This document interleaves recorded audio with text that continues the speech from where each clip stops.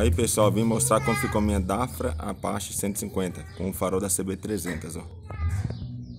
E também ela tá com amortecedor da Phaser 150.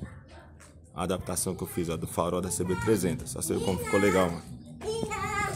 Meu menino tá gritando aqui. Olha que farol, como ficou top. Farol da CB300 na Apache 150. Adaptação, ó. Olha como ficou top, ó. A adaptação ficou muito top. Olha a lateral aqui, ó. Porque ficou uma vaguinha aqui, ó. Aí eu coloquei essa chapinha aqui de plástico dos dois lados para tampar o buracão que fica aqui, né? Aqui, ó, as adaptações como ficou chique, ó.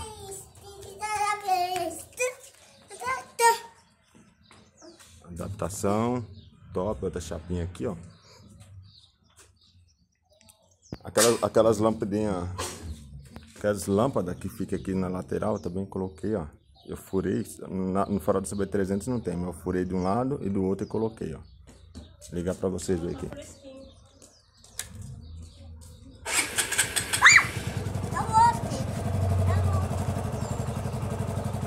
Olha, o farol tá aí, ó.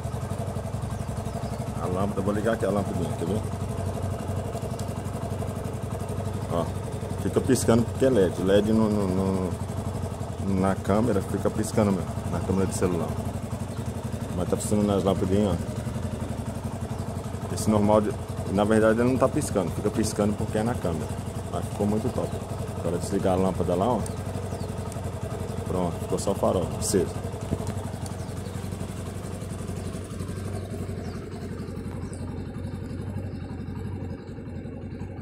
É isso aí. Para quem quiser colocar o farol da CB300, tá aí a dica.